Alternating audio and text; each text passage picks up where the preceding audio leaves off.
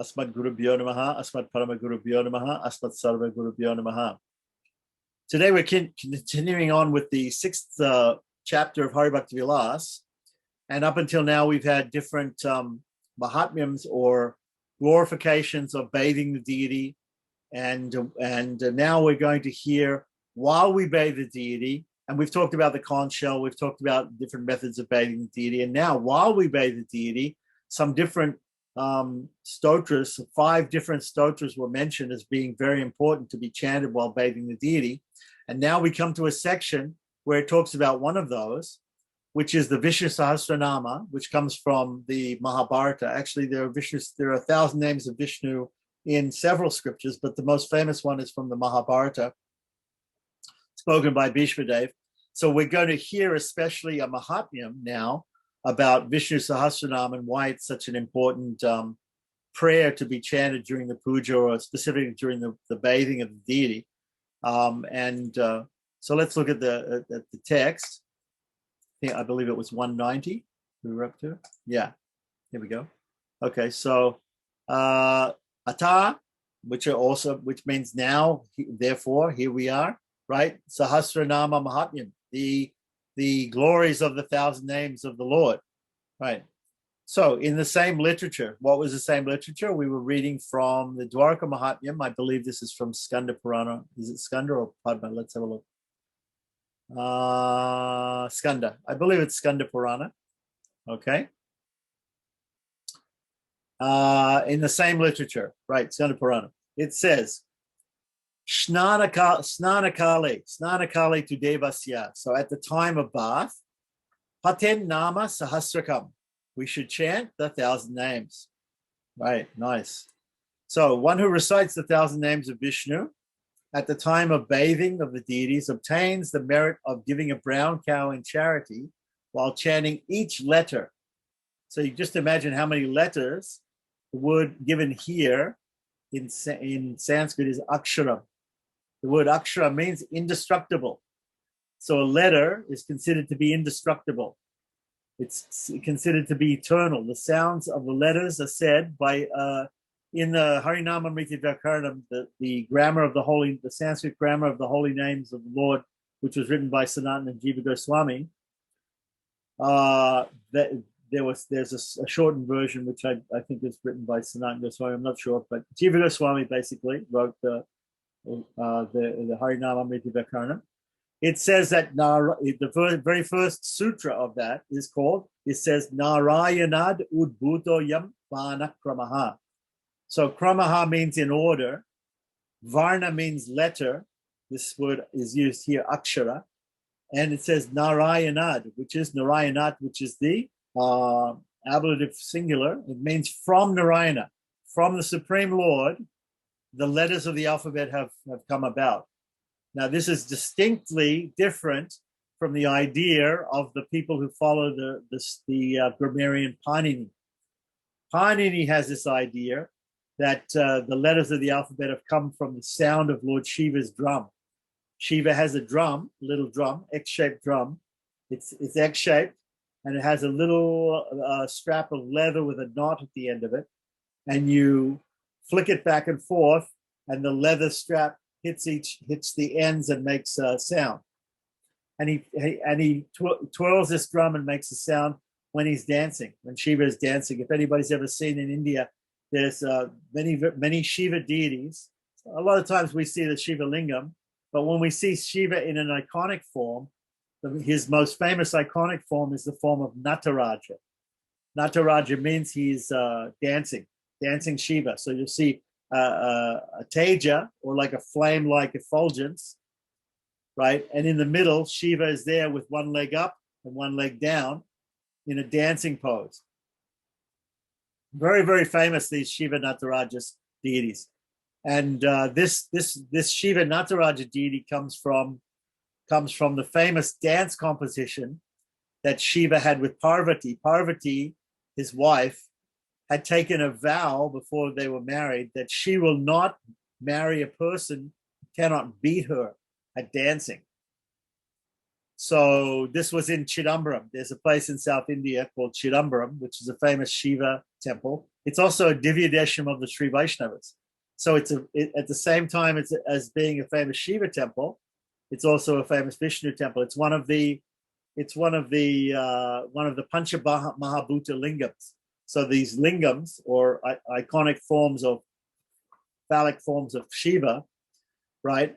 These lingams are there's 5 lingams which are considered to be very important because they are made out of the 5 different elements: earth, water, fire, air, and ether.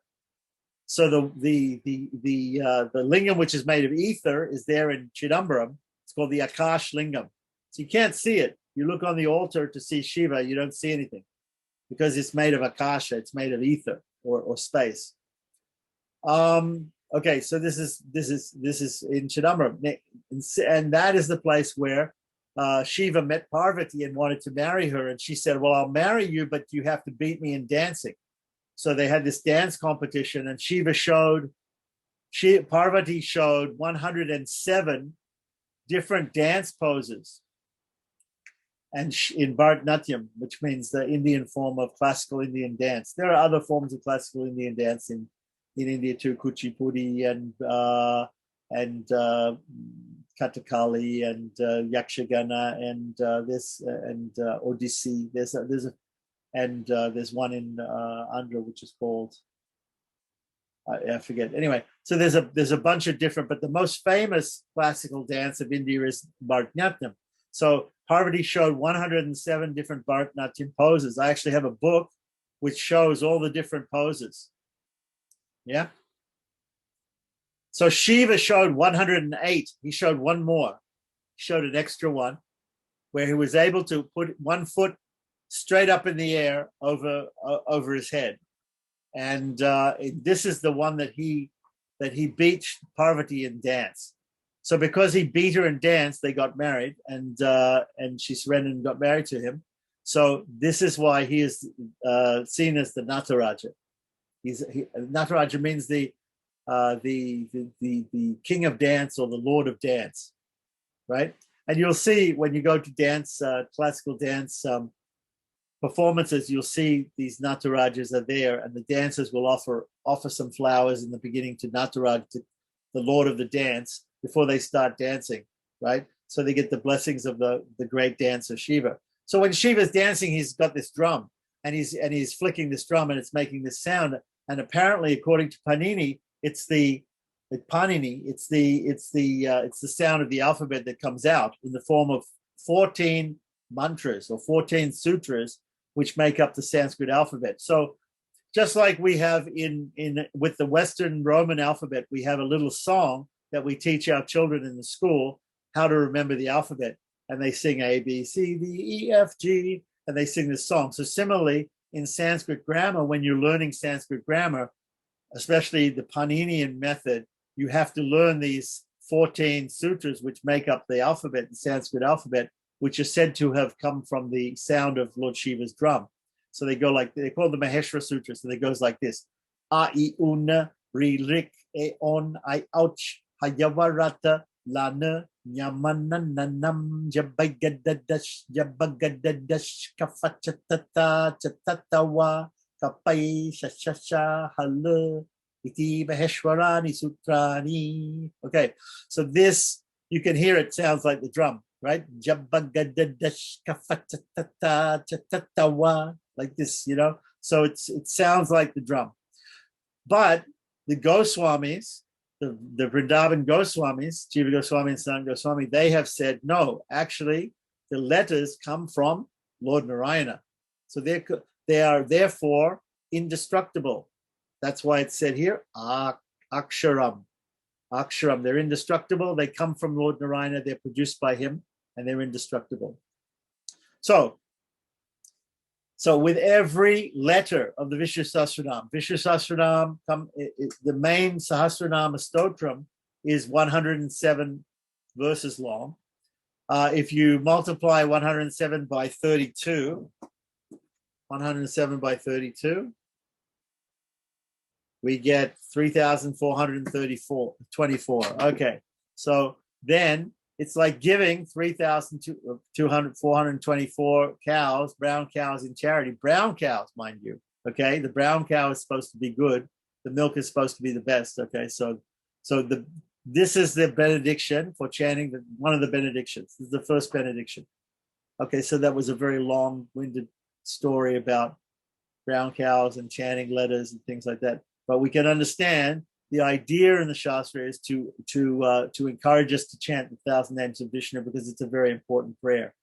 It's one of those 5 prayers that we mentioned in the last lesson about that should be chanted. Okay, so let's continue on. Now, text 191 is from Vishnu Dharmottara. Vishnu Dharmottara says, there's no doubt that a person who glorifies the Supreme Lord by reciting the 1,000 names of Vishnu is freed from all kinds of anarthas. So what does the word anartha mean? Artha, and does it actually used here in the Sanskrit? Kritva nama sahasre stutim tasya mahatmanaha. Viyogam apnoti naraha sarva sarv anartha. See, this is sarv anarther. So, right? Nasamsayaha. This is actually 2 words here. Nashamsayaha. Nashamsayaha means there won't be any, right? Sarva. It says all anarthas. Anarthas. Now, the question is, what's an anartha? Right. So the word artha, some people might have heard this word artha. For instance, we have purushartha. Purushartha means what? Purusha means a person or a human being or a man. So purushartha means the goals of human life, the goals of human beings. What are those 4 goals? Mostly in the literature, in Sanskrit literature, in Shastra, it's said they are 4 goals, and they're delineated usually as dharma, artha, kama, and moksha. But there we have the word artha again. Okay, so one of those arthas, one of those goals is also artha. Artha is again a goal. So artha is a goal. Okay, but it also can mean economic development. It can mean whatever goal you have. So some people have the goal to live a happy life. Some people have the goal to make a lot of money. Some people have there are different, and according to the different classes in Varnashrama, mostly people have different goals. The goal of the Sudra is happiness. The goal of these are the main goals. It doesn't mean that everybody who's a Sudra is only interested in happiness or material sense gratification. So the main goal of Shudras is happiness. The main goal of Vaishyas is money, is wealth, increasing wealth. The main goal of Kshatriyas is dharma, is religiosity, is righteousness. The main goal of the Brahmins is moksha. And so these are the Purusharthas, right? What did we say? Kama, in terms of caste, going from Sudra to Brahman, Kama, Artha, Dharma, and Moksha, right? So for the Sudras, the Vaishyas, the Kshatriyas, and the Brahmins. Okay, so these are all arthas. These are all goals. So what is against the goals, right? Sometimes we hear this. There are 5 goals, right? Sometimes said, right? So there's a book called Artha Panchika. Artha Panchika. Sri Vaishnavas also talk about Artha Panchika. There are 5 goals, 5 of these goals. But anyway, we learned about 4 goals. There are 4 goals. The Kama, Artha, Dhamma, Moksha. Okay, so that Artha can mean any goal, right? So what is Anartha?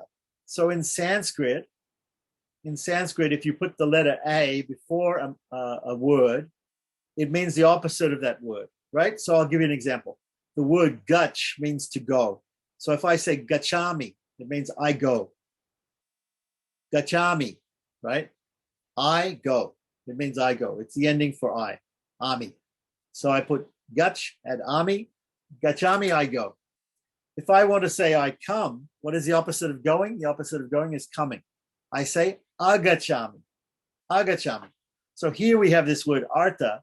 If I put another A on the front, right, it will be a-artha, but you can't say a-artha because the 2 A's would come together in Sandhi and it would just make a long A. So when you want to put an A to change the meaning of something to the opposite in Sanskrit onto a word which already starts with an A, you say an. So actually, the prefix that makes things the opposite is either a or an.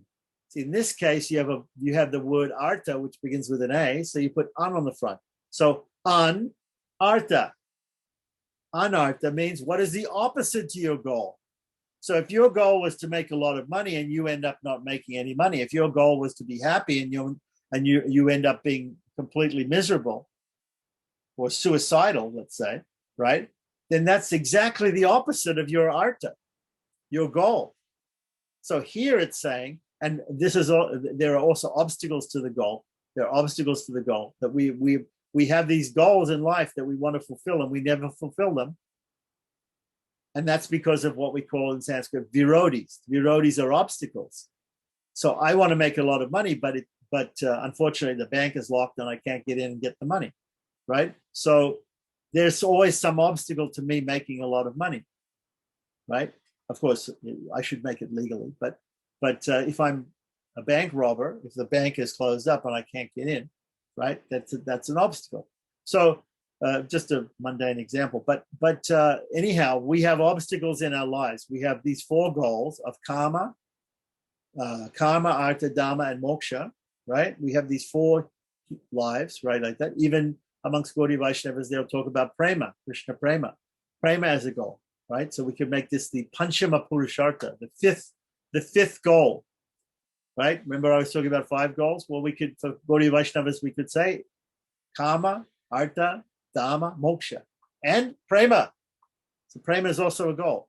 So prema, whatever goal you have, prema is a goal. The love of God, is that a goal? Is there something which is stopping you from loving God? That's a virodi, that's an obstacle, right?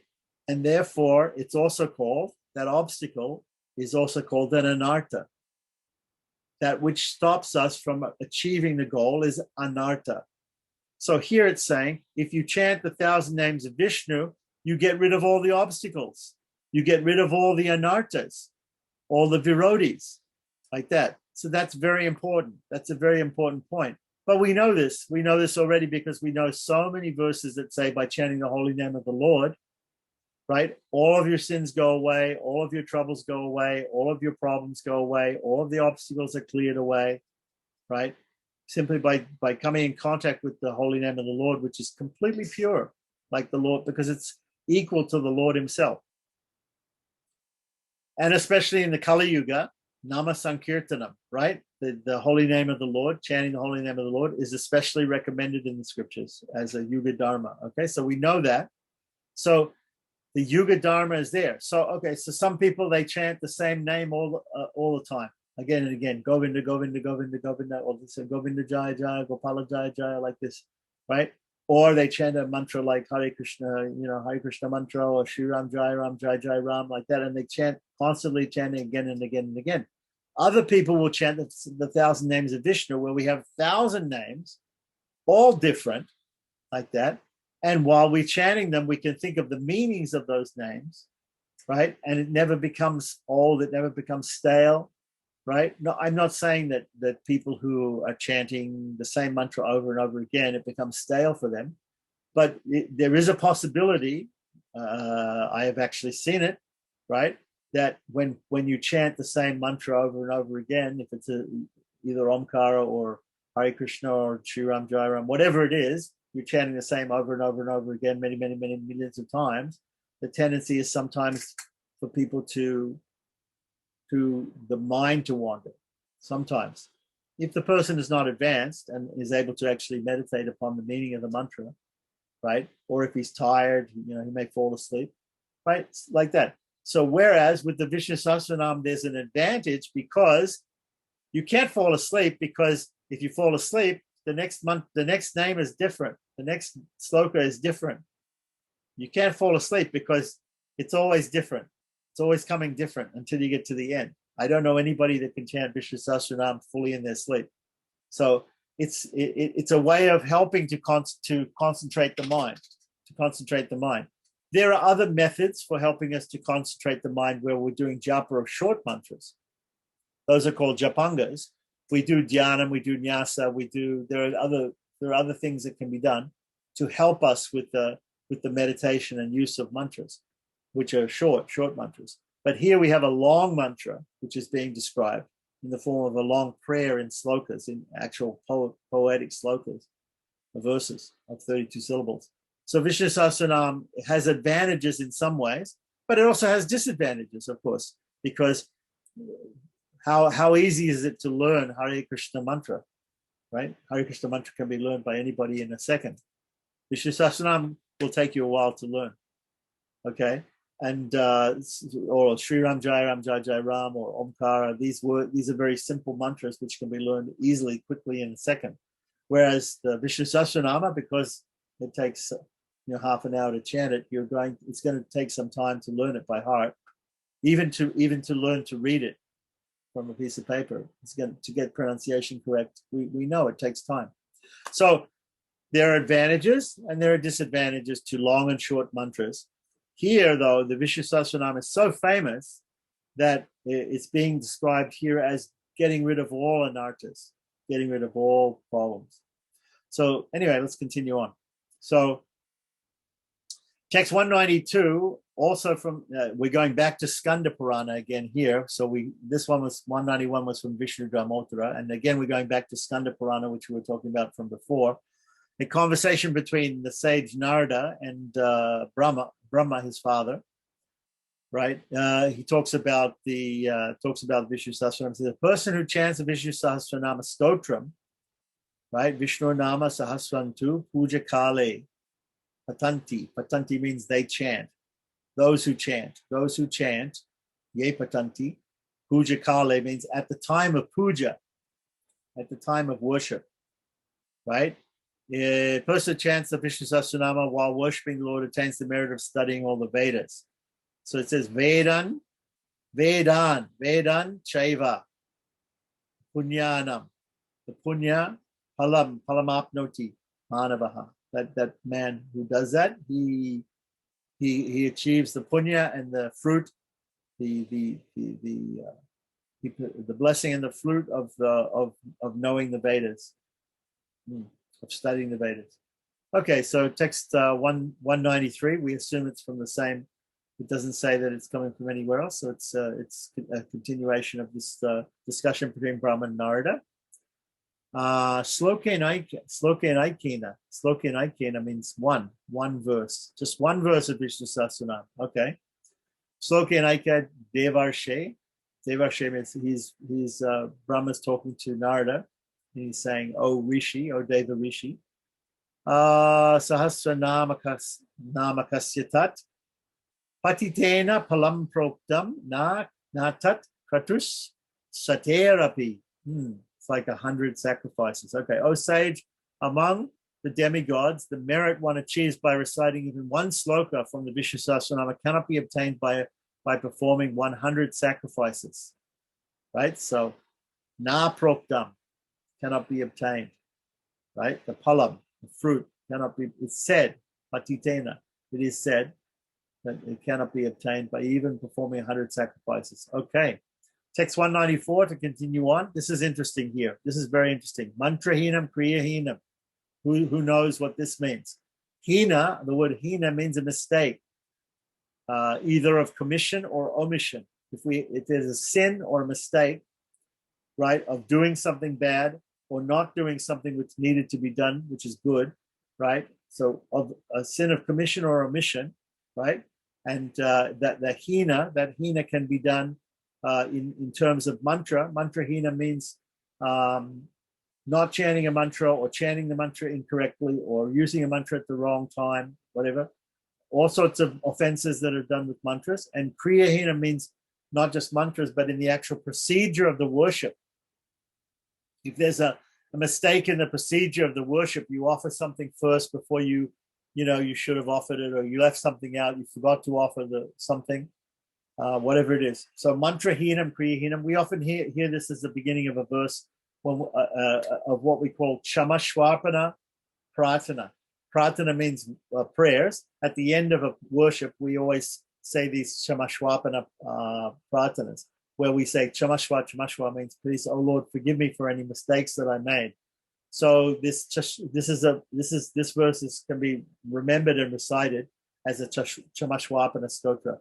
Pratana, prayer. Mantrahinam kriyahinam yat kritam pujanam hare paripurnam bhavit sarvam sahasranama kirtanat. Right, nice. So worshipping the Lord without reciting the proper mantras and performing the prescribed rituals becomes complete and successful simply by the recitation of Vishnu Sahasranama. Nice. Now it's also said in text 195 to 197, recitation of Vishnu Sahasranam before Lord Vishnu destroys all one's sins that were committed knowingly or unknowingly. So sometimes we make a mistake or we perform a sin and we know that we've done it. Sometimes we don't know. And also curses also cures a supposedly incurable disease. So if somebody has an incurable disease, supposedly they can be cured by chanting Vishnu Sahasranam according to these verses. Even the sin of killing a brahmana, which is supposed to be one of the 5 mahapatakas, or the 5 great sins, is killing a brahman or killing a brahman. So even the sin of killing a brahman is nullified by the chanting of Vishnu Sahasranam Stotra. What then can be said of other sins? A person who recites Vishnu Sahasranam Stotra after getting up early in the morning will be successful in all his activities throughout life. Nice. So now we come to, again in the Skanda Purana, a conversation between Krishna and Arjuna, text 198 to 201, about this subject. So Lord Krishna says to Arjuna, he says, recitation of the Vishnu Sahasranama is equal to the recitation of all the Vedas and the worship of all the devatas, all the demigods. Liberation comes within the grip of the devotee who recites Vishnu Sahasranama Stotra. Even the most sinful people and meat eaters can avoid going to hell if they recite the Vishnu Sahasranama Stotra. O Arjuna, I'm telling you the truth. Lord Krishna says to Arjuna, I am telling you the truth that in the age of Kali, one who simply chants the 1,000 names of Lord Vishnu need not engage in any other religious activity. Just chant 1,000 names of Vishnu, you don't have to do anything else. One who does not chant the Vishnu, so here's the positive and now the negative. One who does not chant the Vishnu Sahasranam Stotra cannot satisfy me. Cannot satisfy me, even by performing sacrifice, charity, undergoing austerities, or offering prayers. If you don't chant Vishnu Sahasranam, you could never satisfy Krishna. That's what he's saying. If you do chant it, however, you don't need to do anything else. It's a very powerful statement. Yeah. Okay. Vina nama sansar. Without that, you can't be satisfied. Santushtistu. Okay. So continuing on. Those who in the text 202 to 204, those who in the age of Kali do not know glories of Vishnu Sahasranama receive no benefit from their performance of religious activities and thus wander about in the material creation. So it's a good thing that we learned this because these are the glories of Vishnu Sahasranama. So now we know them. So now we're not going to wander about in material creation. I personally accept the worship that is offered by a person who recites Vishnu Sahasranama in his home. O best of Pandavas, meaning is how Lord Krishna is addressing Arjuna. The influence of Kali cannot enter the house of a person where the chanting of Vishnu Sahasranama Stotra is present. So, continuing on, text 205. Therefore, O son of Kunti, fix your mind on me, become my devotee, and recite Vishnu Sahasranama Stotra. If you do so, all your desires will be fulfilled. So this is also, we notice that the second line here, the second quarter, is also mentioned twice in Bhagavad Gita. Manmana, see, mad bhakto, manmana bhava, basically. So Krishna says in Bhagavad Gita, manmana bhava mad bhakto. He says it twice. He says it in 18th chapter, 65th verse. Manmana bhava mad bhakto, madhidi mam namaskuru. Often bow before. Mami Manmanaba Madbako Madhiki Mamasku Mami Vashisi Satyam Tepiti Jene Piosime, and also Manmanaba Madbako Madhiki Mamaskuru Mami Vashisi Vaivam Atmanam Atparayanam, right? In another place in Bhagavad Gita. So this is very common that Krishna says this, that if you become my devotee, if you think of me, Manmana, right? Bhava, right? Think of me, become my devotee and meditate upon me, think about me. What else did Krishna say? Janma karma chamedi evam yoga. He says, if you think about my leelas, my birth, my activities, then that's all you have to do is just meditate upon me and you'll reach me. So here he's saying, fix your mind, become my devotee and chant Vishnu Sahasranam. Hatan nama sahasram me. Sarvam kama navapsyasi. All of your desires will be fulfilled. Text 206 to 208. Okay. As a result of worshipping me in a previous age, Brahma, the creator of the universe, obtained the most auspicious Vishnu Sahasranama Stotra. Later on, Narada received it from Brahma and then distributed it among the ascetics who were strictly celibate. O mighty armed Arjuna, these sages distributed Vishnu Sahasranama Stotra to the demigods or the devatas, and the Vishnu Sahasranama Stotra was first propagated in the world by Veda-vyasa. Veda-vyasa compiled the Mahabharata, and Vishnu Sahasranama is contained within the Mahabharata. Of course, there are some other Vishnu Sahasranams. I think on my shelf, my bookshelf, I've got, 5 different Vishnu Sahasranams from different Puranas. But the one that comes in the Mahabharata is considered the main one. It's the most, and in India, out of all prayers chanted in India, we'll say out of all these stotras that are chanted in India, Vishnu Sahasranam is the number one most popular amongst people. The number 2 would be the 1,000 names of Lalita Sahasranam, Devi. But Vishnu Sahasranam is the most famous by far and above Lalita Sahasranam. So text 209 to 213, continuing on with the discussion about that. Only after performing very severe penance did the great soul, Shankara, right, meaning Shiva, right, receive the most confidential Vishnu Sahasranam. He then gave it to his wife Parvati. And then Parvati asked him also about a shortcut method of chanting, which was Rama Rama Ramiti Rame Rame Manorame Sahasranama Tattvam Yam Rama Nama Varanane. But Lord Shiva explained that just by chanting the name Rama Rama Rama 3 times, 3 Ramas, that's equal to the worship of Lord Krishna. Worship the 1,000 names of Vishnu. And then in another place in the Puranas, it's also said that one name of Krishna is equal to 3 names of Rama, which is also equal to the whole 1,000 names of Vishnu. One thing which is very interesting about this sloka with Rama Rama Rama in it is that there's a system of numerology in Sanskrit where different letters of the alphabet are assigned certain numerical values. So Ra and Ma Ra is assigned 2. Ra is assigned 2, and Ma is assigned 5. So if we take Rama, Rama, Rama, right?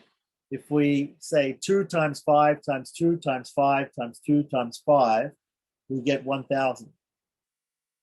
So numerologically, Rama, Rama, Rama is equal to 1,000.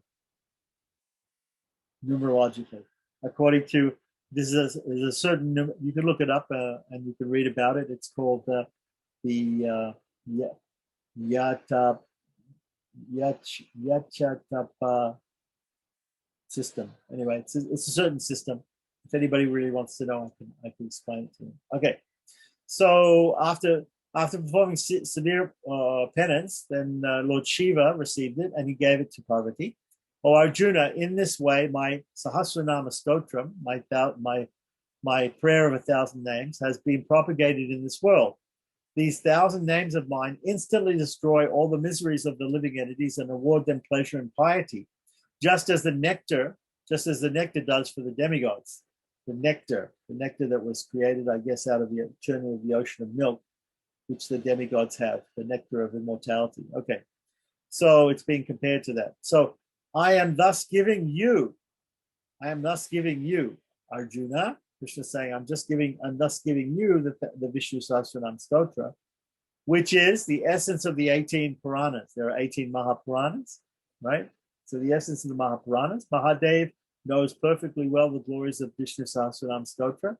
Those who recite it and hear its glories do not become implicated, even if they commit thousands of offenses, right?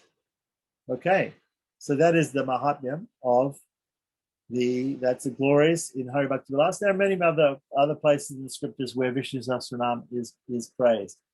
Now we're coming to another Mahatmyam. Remember, I told you in Hari Bhakti Vilasa, we have directions for doing things, we have definitions of things, we have pramanas for particular rules, we have proofs for different rules and for doing different things, and we also have many of these Mahatmyams or glorifications of doing or not doing certain things, right?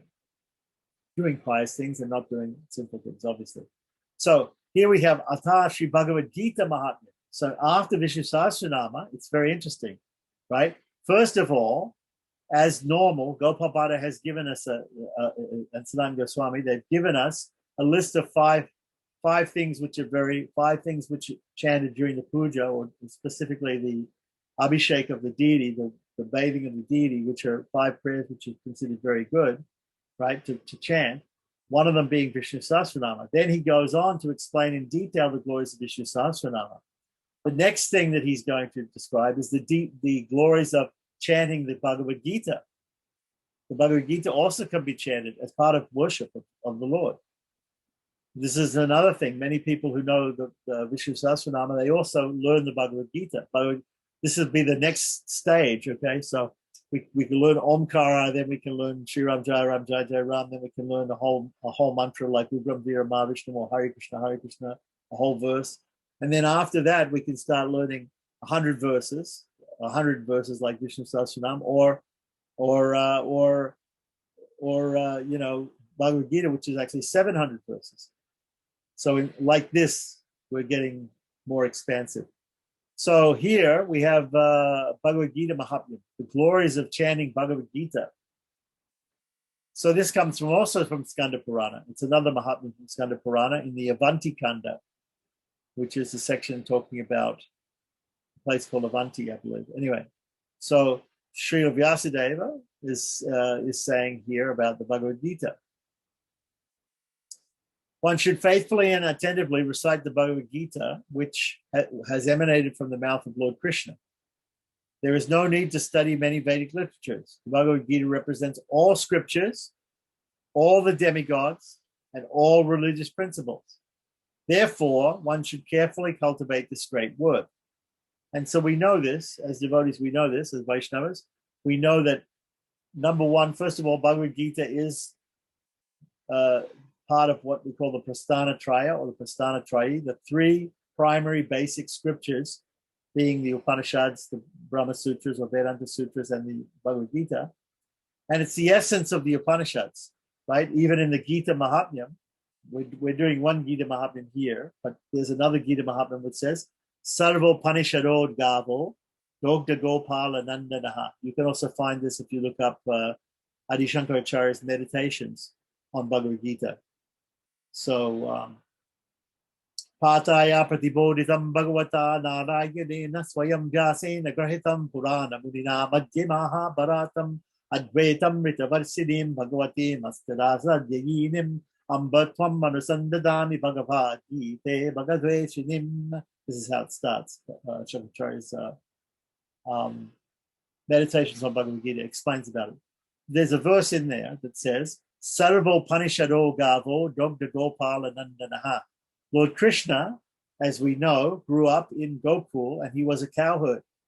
So what is one thing that the cowherds do? They they tend the cows, but what else do? They milk the cows. So if you imagine that the Upanishads are like a herd of cows, right? The analogy in this sloka is that the Upanishads, the Vedas, the philosophical part of the Vedas is like a herd of cows. Lord Krishna, being a cowherd, right, looks after that herd of cows and milks that herd of cows. He is the milker. The milk which comes out is the Bhagavad Gita. The nectar which comes out from the Upanishads is the form of the Gita. So even if we read the Upanishads and we don't find the Upanishads to be very nectarian, right? Maybe the Upanishads are very terse and very difficult to understand. But once we milk them, they become like, once Lord Krishna gets to them and he speaks the knowledge of the Upanishads, it becomes like sweet milk, like nectar, right? And so therefore it becomes wonderful for us to read the Gita, which is the essence of the Upanishads. And in this analogy, who is Arjuna? Arjuna is the calf. Arjuna is the calf. So the calf is the reason the Upanishads are like cows, and the cows are giving the milk for the baby, right? For the calf. So Arjuna is the calf, and he's trying to get the milk.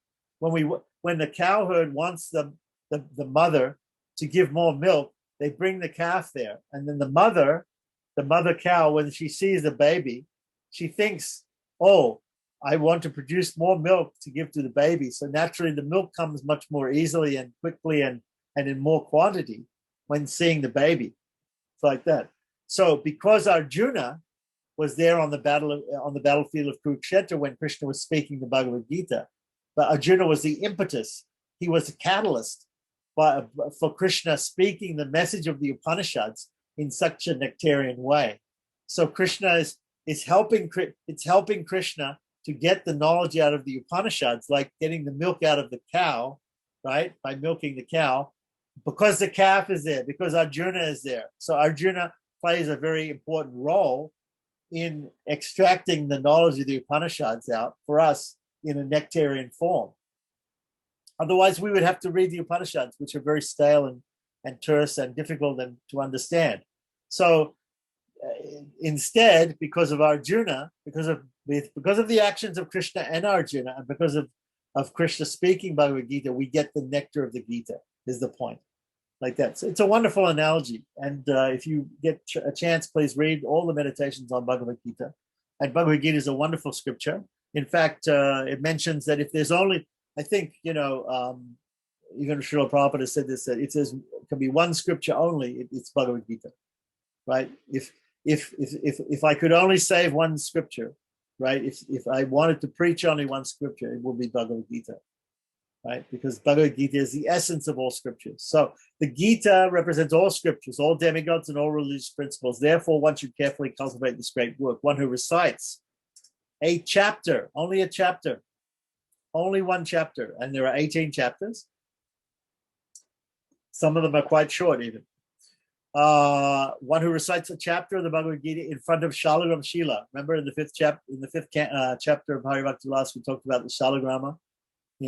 Usually in the house, in the home of the Brahmins, they keep a Shalagrama. In temples also, someone's Shalagrama, self-manifest deity of Lord Vishnu or Lord Krishna, which is very easy to worship. And here is a very easy way to worship him, by chanting one chapter of Bhagavad Gita. If one chants a chapter of Bhagavad Gita in front of the Shalagram Shila, is qualified to live in Brahmaloka for the duration of the reign of 1,000 Manus. The Manus are universal managers, right? The system was all created by Brahma.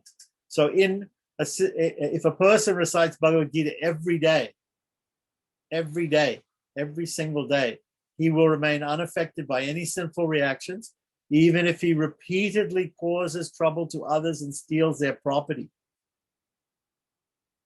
So even if he's a real, rascal like that, if he recites Bhagavad Gita every day, he'll be unaffected by the sinful reaction of that.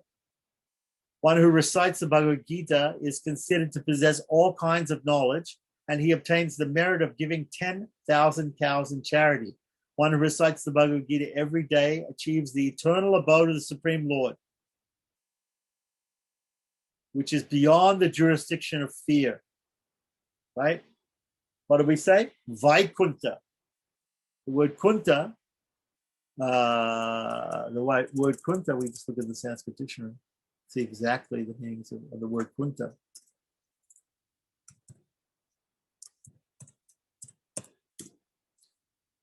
Kunta means stupidity or laziness, indolence, foolishness.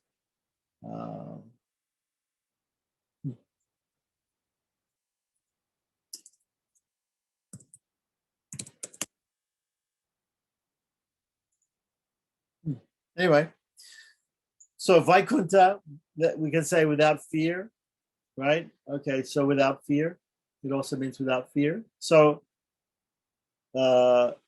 chanting a Bhagavad Gita every day, one will go to the Supreme, go to Moksha, go to the Supreme Abode of the Supreme Lord, which is the goal of the Vaishnavas, to go and to serve the Supreme Lord eternally. So continuing on, 219. A person who recites a chapter, right? Because up here it's described about reciting a chapter. First of all, it said to recite the whole Gita. Now it's talking about reciting just a chapter. Is also great. Reciting a chapter, a sloka, or even a half sloka, even a line, right? Even a half sloka. See, it says here shlokam, and it says shlokarda. Shlokarda means a half. Arda means a half. Excuse me. And then it says Vishnu Paramam Padam, which means Vaikuntha.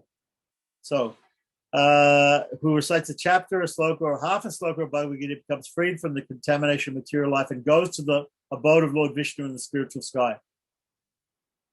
Continuing on, text 220 to 222. Now let me tell you the good fortune of a Brahmin who attains by daily reciting the 11th chapter of Bhagavad Gita. So a specific chapter, right? We're talking about the 11th chapter. What is the 11th chapter? It's going to say universal form. Vishvarupam, it says up here, Vishvarupam. Now let me tell you about the good fortune of Brahman attains by daily reciting the 11th chapter of the Bhagavad Gita, which describes the Lord's universal form, and the 10th chapter of the Bhagavad Gita, which describes the opulence of the Lord. The piety one achieves by studying all the Vedas histories.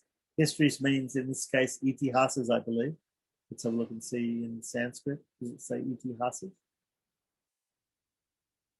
Itihasa, see? Sa itihasa. Sa iti means seti. Setihasa. Purana. Okay? So it says itihasas.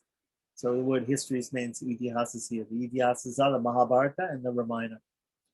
So the piety one receives from studying all the Vedas, the histories, itihasas, and the Puranas can be achieved simply by studying the Bhagavad Gita. A person who regularly recites the chapters of Bhagavad Gita containing the revelation of the universal form and the descriptions of the opulence of the Lord will become pleasing to everyone within the universe. So those are chapters 10 and 11. Text 223 to 225. Lord Keshava forgives 32 kinds of offenses committed by a person who recites Bhagavad Gita. What are these 32 types of offenses? In the Varaha Purana, there's a list of 32 offenses, or what are called certain types of offenses, called seva aparads. Seva aparadas. So the word aparada or apachara, there's two words, aparada and apachara. They both mean the same thing. They mean offenses, right? So aparada or apachara there are different types of offenses. So these 32 are the 32 offenses in deity worship, the 32 offenses in worshiping the Lord, in worshiping the iconic form of the Lord. So these are mentioned in the Varaha Purana. We go through them in some other place. It may mention them. I'm sure it's there in Harivakta somewhere. I'm not sure exactly where, but these 32 offenses are there. If you chant the Bhagavad Gita, those offenses will be nullified. So it's another good thing to do. If you commit an offense in deity worship, you can chant some Bhagavad Gita. I'm Vishnu Sahasranam also. One who copies the Bhagavad Gita and donates it to a Vaishnava achieves the merit of worshipping Lord Hari. Right? So in the old days, before they had printing presses, people used to copy things out by hand. And even today, there are some Vaishnavas and Hindus who will do what we call likita japa. They will write out mantras. Sometimes they'll write out whole scriptures by hand. Right? You see people, they write out the whole Vishnu Sahasranama by hand. I personally knew Vaishnavas who used to write the holy names. They used to write the holy names in books. They have special books and they write, the whole book is filled of holy names. In fact, in Vrindavan, they have a Radha Nama bank. They have a bank. It's not like an ordinary bank. You can't make withdrawals from this bank, but you can make deposits. So what people do is they get these textbooks. They get these textbooks, and they're lined in such a way as you can write the word Radha or Radhe, which is the vocative of Radha or Radha, right? You can write it, or you can write a mantra or one different names of the Lord, right? And you can write likita japa. Likita japa means writing japa. Japa means the repetition of a mantra. So you can write that in a book, and then when your book is full up, then you go to the bank and you deposit it. So they have rooms and rooms and rooms and stacks of these books all the way to the ceiling of Radha Nama, the names of Radha or the names of Krishna or whatever. These are called Nam banks. So one who copies the Bhagavad Gita and donates it to a Vaishnava achieves the merit of worshipping Lord Hari. Today that would be very easy because I could get a copy of the Bhagavad Gita on disk and I could copy it. I could send it to many Vaishnavas like this in the email or with a link, like they could download it. Imagine there's this archive.org website on the internet, and they have so many shastras on this website. Imagine the piety of the people who organized that, the spiritual merit that they gain by people always downloading scriptures from there, giving. So one who copies the Bhagavad Gita and donates it to a Vaishnava achieves the merit of worshipping Lord Hari. There is no doubt about this. To benefit the inhabitants of the three worlds, Lord Vishnu abstracted the essence of the four Vedas and presented it in the form of the great literature Bhagavad Gita. So continuing on with 226 and 227, by drinking Ganges water Ganges water is considered very pure, and therefore the Bhagavad Gita is compared to the Ganges water because it also purifies in the same way as drinking pure Ganges water or even sprinkling pure Ganges water. Ganges water purifies everything. So does the Bhagavad Gita. So by drinking Ganges water in the form of hearing the Bhagavad Gita, which is spoken by Sri Krishna, and which is the essence of the Mahabharata, one does not have to experience birth again in this material world.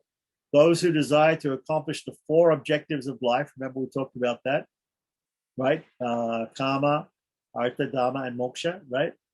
These should recite or hear the Bhagavad Gita, which is emanated from the lotus mouth of Sri Krishna, text 228. A person who recites Bhagavad Gita every day will certainly be relieved of all sinful reactions and go back to the abode of Lord Vishnu in the spiritual sky, Sri Vaikuntha. Look at the benefits. Look at the benefits. And so somebody can say, okay, well, but for deity worship, it's a benefit, and for preaching, it's a benefit. It's a two. I mean, maybe Vishnu Sahasranam, unless you know deeply the meanings of the mantras, maybe you're not going to use it much in preaching. But Bhagavad Gita, you're going to use every day in preaching to people. Who hasn't met a person and said, you're not this body? Who hasn't met